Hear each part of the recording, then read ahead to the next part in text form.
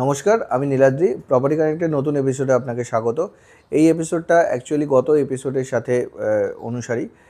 এই এপিসোডে আমরা যেটা নিয়ে আলোচনা করব সেটা হচ্ছে নিউ টাউনের যে প্লট আছে তার মধ্যে মূলত কোঅপারেটিভের প্লটগুলো কীভাবে ডিস্ট্রিবিউট হয়েছিল, সেটার পরিমাপ কত, কীভাবে এটা পেয়েছিল, এটসেট্রা এটসেট্রা, এটা আমরা আলোচনা করব। কোঅপারেটিভে যে প্রপার্টিগুলো হয় সেটা মূলত তিনটে ধারাই হয়। একটা হচ্ছে এলআইজি, যেটা 4 কাঠা আমরা বলে থাকি, একটা এমআইজি যেটা 5 কাঠা, এইচআইজি মূলত 6 কাঠার হয়। কিছু কিছু এইচআইজি আছে দেখবেন বড় বড় G+8-এর বিল্ডিং, হ্যাঁ, বা G+16 অবধি হাই রাইজ হয়, কিন্তু ওটা একটাই বিল্ডিং, ওটা 21 কাঠা ল্যান্ডের ওপরে হয়, যার মধ্যে দুটো লিফট থাকে, দুটো স্টেয়ার থাকে, আপনার পাওয়ার ব্যাকআপ মানে ডিজি জেনসেট থাকে, অ্যান্ড কার পার্কিং থাকে, মূলত এগুলো থাকে। আর সিকিউরিটি গার্ড 24 ঘন্টার জন্য থাকবে, সিসিটিভি থাকবে, এগুলো মূলত থাকে। তো এবার আমরা আসি যে এই যে কোঅপারেটিভের প্লটগুলো দিয়েছিল, এইটা দিয়েছিল মূলত ম্যাক্সিমাম ক্ষেত্রে G+4-এর বিল্ডিং। হাই রাইজগুলো খুবই কম আছে। G+4-এ তিনটে ক্যাটাগরি বলেই দিয়েছি। এলআইজি যারা হন তারা যে ফ্ল্যাট পান সেটা মোটামুটি 1000 স্কোয়ার ফিট, মানে 990 স্কোয়ার ফিট মোরাললেস, এরকম আপনার সুপার বিল্ড আপ এখানে আসে। অনেকে জিজ্ঞাসা করেন যে এর কার্পেট কত। তো এর কার্পেট মোটামুটিভাবে আপনার 25% এর থেকে বাদ দেবেন, যেটা আসবে সেটা বিল্ড আপের ওপরেও 10% বাদ দেবেন, যেটা আসবে সেটা হচ্ছে কার্পেট, মানে ঘরের ভেতর থেকে ভেতর। তো ওইটা 660 থেকে 700 স্কোয়ার ফিটের মতো আপনারা এই প্রপার্টিগুলোতে কার্পেট পাবেন। এগুলো মূলত 2 বিএইচকেই হয়। তবে গত এপিসোডেও বলেছিলাম এখন কিছু কিছু ডেভেলপার যারা কিনা এটায় 3 বিএইচকে করে দিচ্ছেন, বিকজ রুমগুলো তখন একটু ছোট হয়ে যাচ্ছে, লিভিং ডাইনিং একটু কম্প্রোমাইজড হচ্ছে, একটা ছোট্ট একটা রুমও এক্সট্রা বেরোচ্ছে। অনেকের এটা প্রয়োজন, ওয়ার্ক ফ্রম হোমের একটা কালচার এখন এসে গেছে, হাইব্রিড মডেল, যার ফলে 2 বিএইচকে থেকে 3 বিএইচকে একটা রুম এক্সট্রা হলে মানুষের পক্ষে সুবিধা হয়। সেই ক্ষেত্রে অনেক ক্ষেত্রে দেখবেন যে বলছে হয়তো অ্যাক্সেরিয়া 2-তে বা অ্যাক্সেরিয়া 1-এ 65 লাখে 3 বিএইচকে।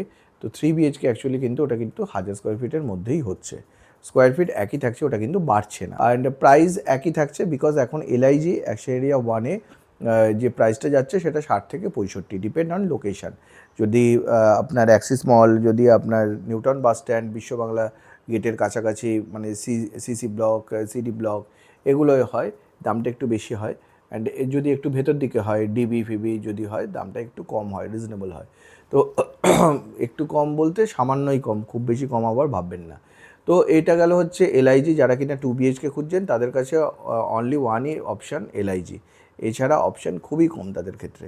সেকেন্ড যে প্রপার্টিটা সেটা হচ্ছে এমআইজি।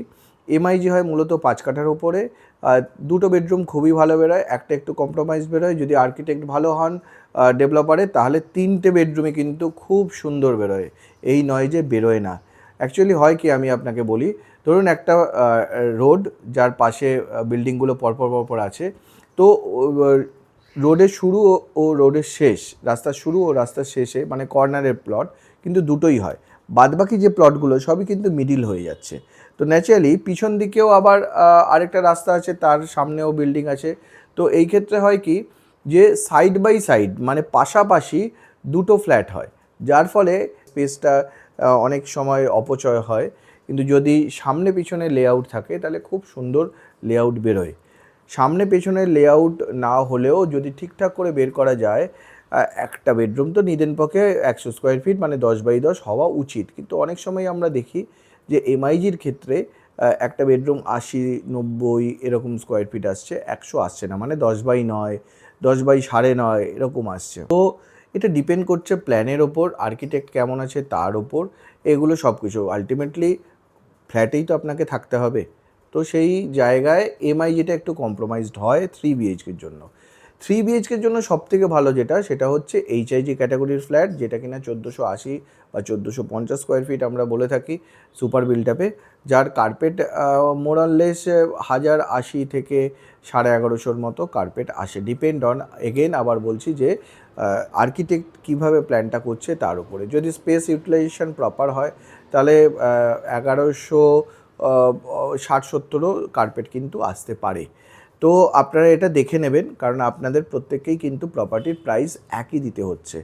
তো এই হলো মোটামুটি হচ্ছে এইচআইজি। আর একটা হয় যেটা কিনা বাল্ক কোঅপারেটিভ আমরা বলি 21 কাঠার ওপরে। দেখুন 21 কাঠা মূলত 1480 হয়, 1450 থেকে 1480 হয়। ওটা যে বড় হয় এমন নয়, তবে হ্যাঁ এখন ইন্ডিয়ান গ্রিন বিল্ডিং কাউন্সিলের একটা অ্যাপ্রুভাল নিতে লাগে, যার ফলে তারা কিছুটা জায়গা মানে এক্সট্রা এফএআর দেয়।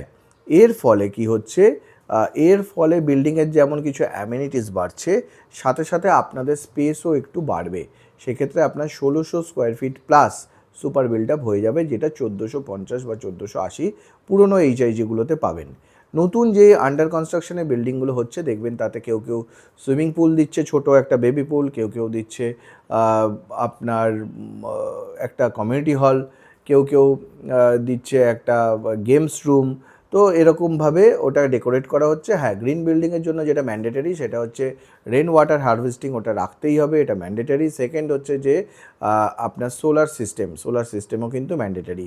তো আর নির্দিষ্ট ছাড় যেটা আছে সেটা দিলে তবেই গ্রিন বিল্ডিং কাউন্সিল থেকে একটা অ্যাপ্রুভাল আসে, অ্যান্ড যে প্রোমোটার বা ডেভেলপার বা আপনারাও যদি কোনো শেয়ার কিনে তৈরি করেন, আপনারা তখন সেই ক্ষেত্রে 1600 প্লাস কিন্তু এরিয়া পাবেন। তো এই গেল মূলত কোঅপারেটিভের যে প্লট আছে সেই প্লটের ক্যাটেগরাইজড মানে বিশ্লেষণ। এইবার আমরা যেটা বলবো সেটা হচ্ছে এর প্রাইস। আপনারা সবাই জানতে চান এর প্রাইস কি যাচ্ছে। দেখুন, কোঅপারেটিভে অনেকে আমাকে জিজ্ঞাসা করে কোঅপারেটিভের ফ্ল্যাট কিনতে কি সুবিধা কি অসুবিধা, কেন ইন্ডিভিজুয়ালটা কেনা উচিত, হ্যাঁ, তো তার ওপরে কেন ইন্ডিভিজুয়ালের দাম বেশি হয় কোঅপারেটিভের দাম কম হয়। তো আমি এটুকুই আপনাদের বলবো, কোঅপারেটিভ ম্যাক্সিমাম আছে নিউ টাউনের মধ্যে, ইন্ডিভিজুয়াল কম আছে। তো আপনারা যেটা সবাই জানেন, যেমন লোহা খুব অনেক পাওয়া যায়, সোনা খুব কম পাওয়া যায়, তো সেই কারণেই সোনা স্পেশিয়াল। তো এইখানেও সেই একই গল্প এসে যাচ্ছে যে আপনার ইন্ডিভিজুয়াল প্লট খুবই কম আছে, অ্যান্ড ইন্ডিভিজুয়াল প্লটে কিছু স্বাধীনতা আছে, আবার কিছু ডিসঅ্যাডভান্টেজও আছে। এবার অ্যাডভান্টেজ ডিসঅ্যাডভান্টেজ আপনারা হিসাব করবেন, আপনারা কি করবেন। প্রথমে বলে রাখি যে কোঅপারেটিভের সুবিধা আর কোঅপারেটিভের অসুবিধা। কোঅপারেটিভের সুবিধা হচ্ছে কোঅপারেটিভ যে প্লটগুলো হয় সেগুলোর একটা নির্দিষ্ট অ্যাসোসিয়েশন থাকে, মানে secretary, chairman, treasurer, vice chairman, এরকম 4 জনের বডি হয় 8 জনের ফ্ল্যাটে। তো তার একটা সুনিয়ন্ত্রিত একটা বলতে পারেন যে সুপারভিশন থাকে, যেটা কিনা ইন্ডিভিজুয়াল প্রপার্টিগুলোর মধ্যে থাকে না। এটা ইন্ডিভিজুয়ালের ডিসঅ্যাডভান্টেজ। আবার এর কোঅপারেটিভের আবার ডিসঅ্যাডভান্টেজ হচ্ছে, আপনার কাছে যদি কোনো একটা কোঅপারেটিভের প্রপার্টি থাকে পশ্চিমবাংলার মধ্যে, হিডকোর মধ্যে, তাহলে আপনি সেকেন্ড কোঅপারেটিভ আর আপনার নামে বা আপনার স্ত্রীর নামে নিতে পারবেন না। অর্থাৎ স্পাউসের নামে হবে না, হাজব্যান্ড বা ওয়াইফ একই ইনকাম ধরা হয়। তো যদি একটা আপনার কোঅপারেটিভ ফ্ল্যাট থাকে কলকাতার মধ্যে কোথাও, সেটা সল্টলেক হতে পারে, অনেকে বলেন নিউ টাউনে আছে, তো অসুবিধা কী আছে, আমি দুর্গাপুরে নিতে পারি না, বা দুর্গাপুরে আছে আমি নিউ টাউনে নিতে পারি না, না মশাই পারেন না। কেন পারেন না? কারণ West Bengal housing infrastructure development company হিডকোর মধ্যে কোঅপারেটিভের যে ফ্ল্যাট আছে সেটা একটাই ওন করতে পারবেন পুরো পশ্চিমবঙ্গের মধ্যে।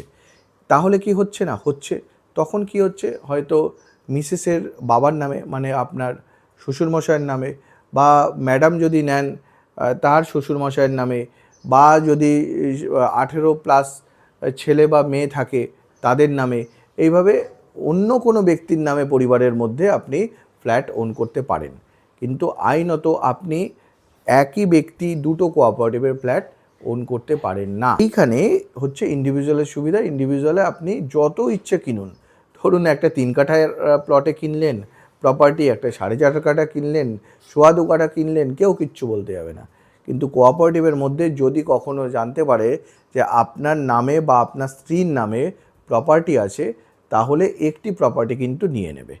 তো এই হলো কোঅপারেটিভের ডিসঅ্যাডভান্টেজ। সেরকম ইন্ডিভিজুয়ালের ডিসঅ্যাডভান্টেজ হচ্ছে এখানে যেরকম কোনো কোঅপারেটিভের একটা ফর্মেশন নেই, আপনাদের আলাদা করে গঠন করতে হয়।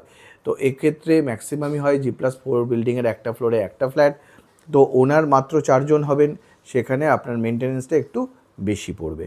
তো এই হলো ব্যাপারটা। নেক্সট এপিসোডে আমরা যেটা বলবো যে নিউ টাউনের কোথায় কী প্রাইসে প্রপার্টি বিক্রি হচ্ছে। ঠিক আছে, ধন্যবাদ, ভালো থাকবেন। আর আমাদের পেজটাকে ফলো করবেন। নিচের দেওয়া নাম্বারে কোনো কিছু যদি জানতে হয় ফোন করবেন নির্দ্বিধায়, 24/7 আমরা আছি।